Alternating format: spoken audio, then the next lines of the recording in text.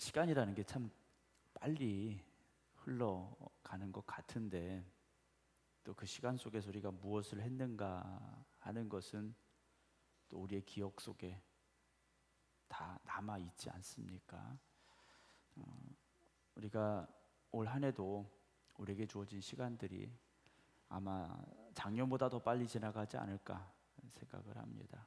그러나 빠르게 지나가는 시간들을 우리가 탓하지 말고 매일 매순간 우리의 주어진 그 사명의 자리에서 충성되게 사명 감당할 수 있는 저와 여러분 되기를 주님의 이름으로 축원합니다. 오늘 이제 43절부터 54절 요한복음 4장의 마지막 말씀을 함께 나누게 되는데요. 지난주에 나눴던 말씀을 우리가 좀 기억해 보면 예수님께서 사마리아 수가라는 동네에 가셨고 거기서 한 여인을 만나셔서 여인과 나누었던 대화가 쭉 기록이 되어져 있었습니다. 근데 여기를 보게 되면 사실 어떠한 기적도 없었습니다. 그렇죠? 예수님께서 이 수가라는 동네에서 어떤 놀라운 표적을 행하셨다라고 성경은 기록되어 있지 않습니다. 예수님과 대화를 나눴죠.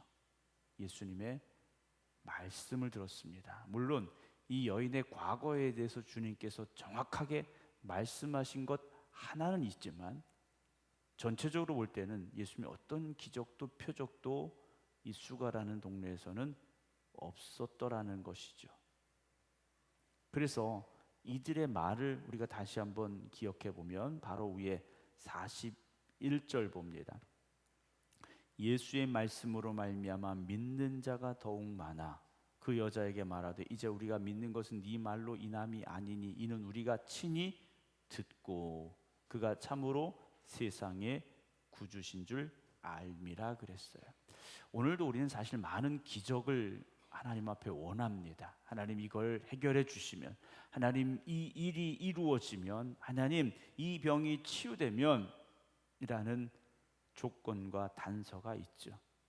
그러나 진정한 믿음은 그 기적들 앞에서 생겨나는 것이 아니라 하나님의 말씀으로 말미암아 우리의 믿음이 새로워지고 우리의 믿음이 더 굳건해져야 됨을 오늘 이 말씀을 나누기 전에 여러분들에게 먼저 당부를 드립니다. 왜냐하면 우리가 예수님을 믿고 있는 것인지 아니면 예수님께 무엇인가를 기대하고 있는지가 구분되어지기 때문이다라는 거죠. 여러분 어떠십니까? 예수님을 믿고 계십니까? 아니면 예수님으로부터 무엇인가를 얻기를 또 예수님이 무엇인가 행해 주시기를 기대하고 있으십니까? 오늘 43절 보면 이틀이 지나면 예수께서 거기를 떠나 갈릴리로 가시게 돼요. 예수님의 고향이고 예수님의 주 사역지가 되는 갈릴리로 가시게 되는데 가시면서 이렇게 말씀을 하십니다. 친히 증언하시기를 선지자가 고향에서는 높임을 받지 못한다라는 말씀을 하셔요. 고향 사람들은 나를 인정하지 않을 거야 하는 말씀이죠. 그런데 45절 갈릴리에 이르심에 갈릴리인들이 그를 어떻게 합니까? 영접하니 그랬습니다. 예수님께서는 선지자가 고향에서 높임을 받지 못한다 하시는데 갈릴리에 갔더니 사람들이 예수님을 영접을 하는 겁니다. 왜 그랬느냐? 예수님이 누구이신가를 이들이 고백하고 있는 것이 아니라 예수께서 명절 중 예루살렘에서 하신 모든 일을 보았기 때문이다 라고 되어 있어요. 말씀으로 말미암아 예수님이 어떤 분이신지 분명한 고백이 있었던 것이 아니라 예수님이 행하신 일을 보고 예수님을 영접하고 있었다라는 거죠. 사랑하는 성도 여러분, 요한복음 2장에 우리가 나눈 말씀은 6월절에 예루살렘에 계시니 많은 사람이 그의 행하시는 표적을 보고 그의 이름을 믿었다라는 말씀이 있어요. 예수님께서는요, 표적을 보고 믿는 믿음의 사람들 그걸 진짜 믿음이라고 지금 말씀하고 계시지 않다라는 거죠. 사마리아 수가 동네 사람들은 주님의 말씀을 들음으로 말미암아 그 믿음이 생겨난 사람들입니다.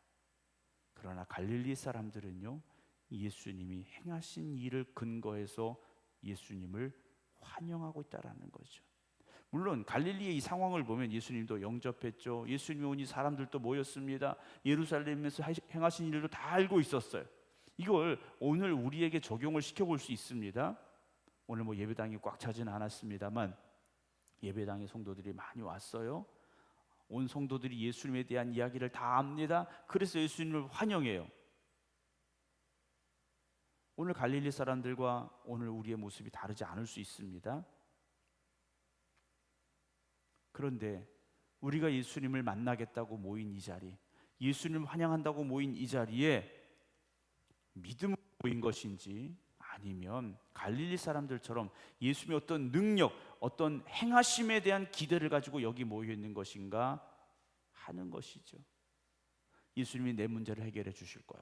예수님이 내 병을 고쳐 주실 거야. 예수님이 우리 자녀들을 잘 되게 하실 거야. 예수님께서 내 사업을 성공하게 하실 거야.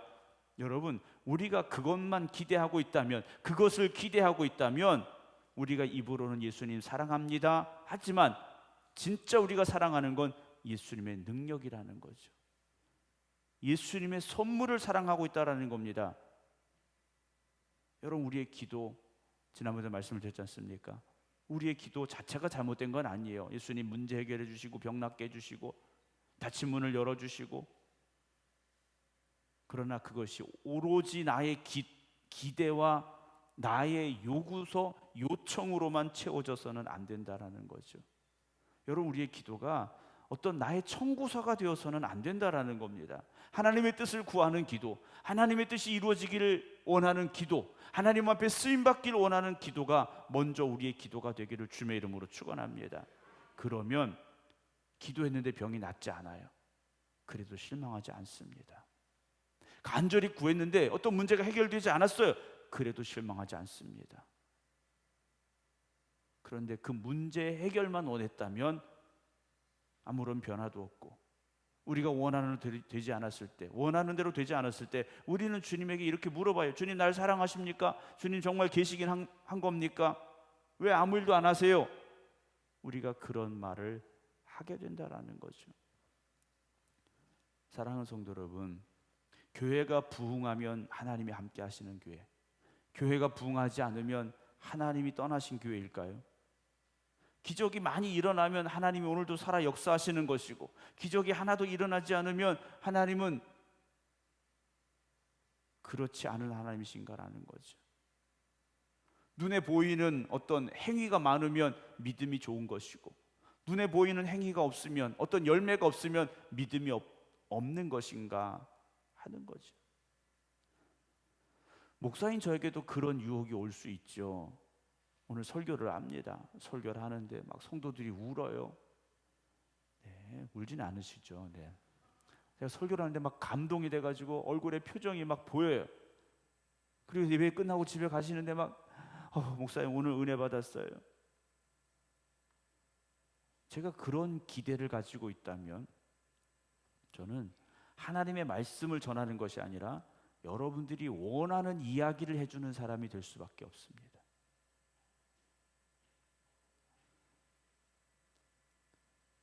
오늘 저와 여러분들이 예수님 앞에 어떤 마음을 가지고 나왔는가 우리가 한번 생각해 봐야 되죠. 그런데 46절 이후에 나오는 이 상황을 보면 주님이 정말 우리에게 원하시는 것이 무엇인가를 분명히 알 수 있습니다. 46절 봅니다. 예수께서 다시 갈릴리 가나에 이르시니, 전에 물로 포도주를 만드신 곳이라 그랬죠. 갈릴리 가나에서 주님께서 물로 포도주를 만드셨던 그 기적의 자리였는데, 거기 왕의 신하가 있어. 그의 아들이 가버나움에서 어떻게 됩니까? 병들었더라 라고 돼 있어요. 왕의 신하 한 명을 만나게 되는데 이 사람이 병이 들었다. 이 사람의 아들이 지금 병이 들었다라는 거죠. 병이 들었는데 어떤 상황입니까? 거의 죽게 된 상황이라고 돼 있어요. 47절입니다. 그가 예수께서 유대로부터 갈릴리로 오셨다는 것을 듣고 가서 청하되, 그러니까 예수님이 지금 요즘 말로 말하면 아주 핫하신 분이에요.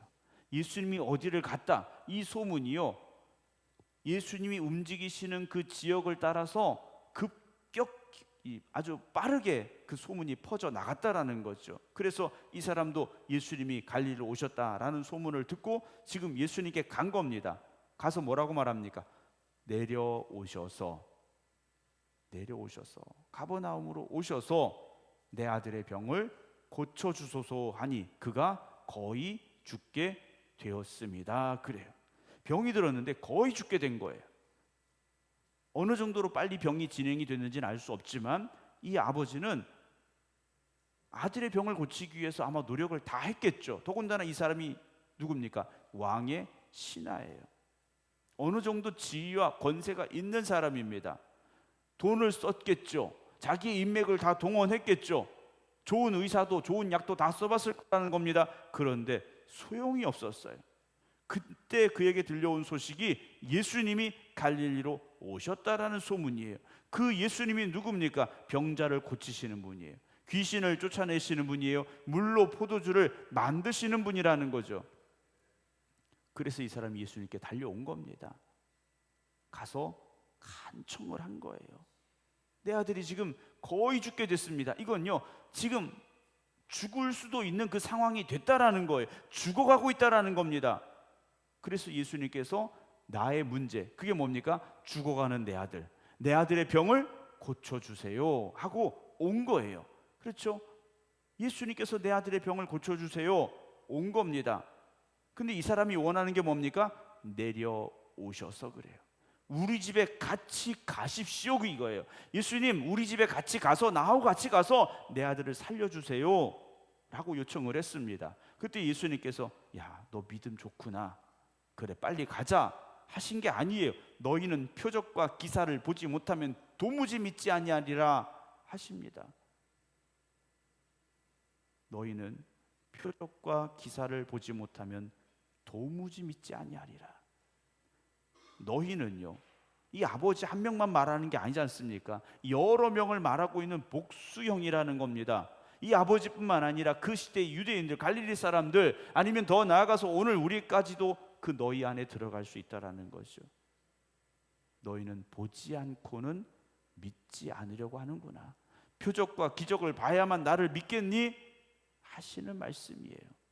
이 아버지가 얼마나 답답하겠습니까? 아들은 지금 죽어가고 있는데 예수님 그런 얘기 하실 때가 아니에요. 빨리 저하고 저희 집으로 가셔야 되겠습니다. 그런 마음이었겠죠. 그래서 49절에 신하가 또다시 말합니다. 주여, 내 아이가 죽기 전에 내려오소서. 여러분, 이 신하의 마음이 얼마나 간절했겠습니까? 1분 1초가 아까운 이 시간이에요. 믿음이 무엇인지, 표적이 무엇인지 이 사람은 그 소리가 귀에 들어오지도 않는다라는 거죠. 이 아버지의 마음은 뭡니까? 어쨌든 예수님 빨리 집에 가셔야 되는 거예요. 자기 집에 가셔야만 된다라는 겁니다. 우리도 예수님 앞에 어떤 마음을 가지고 왔습니까? 예수님이 도와주심, 예수님이 나와 함께 하심. 그런데 예수님의 말씀을 보십시오. 50절 예수께서 이르시되 가라 그래요. 가라. 너 혼자 가라는 거예요. 같이 가겠다고 하시는 게 아니라 너 혼자 가라고 하십니다. 그런데 네 아들이 살아있다라고 말씀을 하셔요. 이 아버지가 올라올 때 이 아버지가 본 아들은 어떤 아들입니까? 생사의 기로에 서 있던 아들입니다. 금방 숨이 넘어갈 듯한 그런 상황이었어요. 그런데 예수님께서는요, 네 아들이 살아있다 라고 하십니다. 네 아들이 살아있다. 그 사람이 어떻게 합니까? 말씀을 그렇게 하시면 어떡합니까? 예수님, 지금 나하고 같이 가셔야죠. 예수님 붙잡고 매달렸느냐? 아니에요. 이 사람이요, 그 사람이, 여기서는 그 사람이라고 정확하게 지적을 합니다. 너희는 표적과 기사를 보지 못하면 도무지 믿지 아니하리라 라는 말씀을 하셨는데, 오늘 예수님께서 가라, 네 아들이 살아있다 하시니 그 사람이 이 아버지지 않습니까? 왕의 신하예요. 예수께서 하신 말씀을 뭐 했다고요? 믿고 갔다 그랬어요. 요즘 같으면 전화해보면 되지 않습니까? 그런 상황이 아니에요. 근데 이 사람은 그 마음속에 뭐가 생긴 겁니까? 믿음이 생긴 거죠. 눈에 보인 게 아니에요. 아들이 지금 내 눈앞에서 벌떡 일어난 게 아니에요. 거리가 멉니다. 알 수 없는 상황이에요. 그런데 예수님이 하신 말씀, 네 아들이 살아있다, 이 말씀에 대한 뭐가 생긴 겁니까? 믿음이 생겼다라는 거죠. 예수님, 내 손 잡고 빨리 집에 갔으면 좋겠습니다. 우리 집에 빨리 가세요. 달려왔던 이 아버지에게 말씀을 주신 거예요. 네 아들이 살아있다, 내려가라 하신 거예요. 그랬더니 아버지 마음속에서요, 믿음이 생겨났다라는 거죠. 그래서 이 사람은요, 예수께서 하신 말씀을 믿고 갔다라는 거예요. 51절, 내려가는 길에서 그 종들이 오다가 만나서 아이가 어떻게 합니까? 살아있다라고 말해요. 아이가 살아났습니다 라는 소식을 들었어요. 돌아가는 아버지의 마음이 어땠을까요? 이 종들을 만나기 전까지 살아있다고는 했는데 죽었으면 어떡하지? 내가 집에 갔는데 내 품에 그 죽은 아들을 안으면 어떻게 하지? 왜 이런 두려움이 없었겠습니까? 그러나 그는 그의 상황, 그의 현실, 그가 가진 두려움이 아니라 주님의 말씀을 뭐 했습니까? 믿고 간 겁니다. 눈에 보이지 않았지만 가라, 네 아들이 살아있다라는 말씀을 듣고 한 걸음 한 걸음 자기 집을 향해 갔더라는 거죠. 여러분, 오늘 우리는 지금 어떤 길을 가는 사람들이 되어져야 됩니까? 이 왕의 신하처럼 믿음을 가지고 걸어가는 여러분들이 되시기 바랍니다. 52절에 그 낫기 시작한 때를 물어요. 그래, 아들이 살았어? 언제 낫기 시작했어? 물었더니 어제 7시에 열기가 떨어졌습니다. 그래요. 지금 시간이 어떻게 된 겁니까? 하루가 지난 거예요. 7시는 우리가 계산해 보면 몇 시입니까? 정오가 지난 시간이에요. 오후 1시. 그 아버지는요, 그 말씀을 듣고 뭐 한 겁니까? 밤새 그 길을 간 거지 않습니까? 자, 여러분 어떻게 생각하십니까? 예수님이 말씀하신 그 순간 이 아이가 나았다라는 거죠. 그리고 이 아버지는요, 결과는 몰랐지만 믿음으로, 그리고 믿음을 가지고 살아있는 아들을 만나러 내려가고 있었다라는 거죠. 오늘 우리는 그 시간 속에 살고 있는 겁니다. 예수님이 네 아들이 살아있다 선포하신 그 순간부터 우리의 삶에 그것이 보여지고 이루어지는 그 시간까지 아직 걸어가고 있다라는 것이죠. 그런데 그 길을 걸어갈 때 여러분, 믿음으로 걸어가셔야 되는데 두려움으로 걸어가고 계십니까? 의심으로 걸어가고 계십니까? 2026년 하나님 주신 약속의 말씀을 굳게 붙잡으시기 바랍니다. 아직 내 눈앞에 보이지 않았어도, 아직 내 손에 쥐어지지 않았어도 주님이 말씀하셨으면 그대로 될 줄로 믿습니다. 그리고 그대로 된 줄로 믿습니다. 여러분, 믿음을 가지고 나가시기 바랍니다. 53절, 그의 아버지가 예수께서 네 아들이 살아있다 말씀하신 그때인 줄 알고 자기와 그 온 집안이 어떻게 됩니까? 다 믿었다 그래요.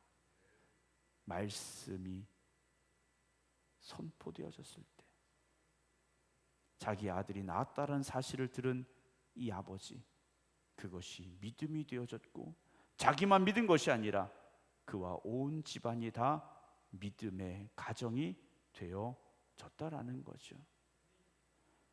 주님께서 하신 일은요, 죽은 아들을 살리신 게 아닙니다. 그의 집안을 구원하신 겁니다.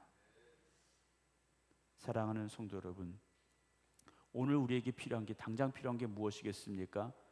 죽어가는 아이가 살아나는 것이 당장 급하십니까? 아니면 우리의 가정이, 우리의 자녀들이 예수 믿고 구원받는 것이 더 급한 문제입니까?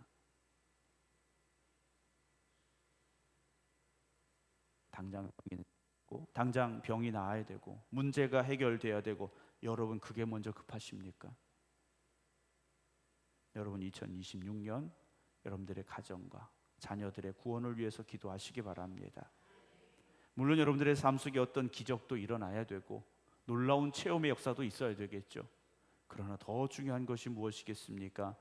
여러분과 여러분의 온 집안이 다 믿음으로 구원받는 구원의 역사가 일어나기를 주님의 이름으로 축원합니다. 우리의 너무나도 자길 수 있고 여러 가지 많은 그런 상황들이 일어날 수 있습니다. 어제는 좋았는데 오늘은 안 좋을 수 있지 않습니까? 어제는 따뜻한데 오늘도 추울 수 있지 않습니까? 여러분 그런 것 때문에 낙심하지 마시고요. 영원한 하나님의 나라를 바라보시기 바랍니다. 이 아버지는요, 주님의 말씀을 믿었지 않습니까? 그리고 그 말씀이 결국 무엇이 됩니까?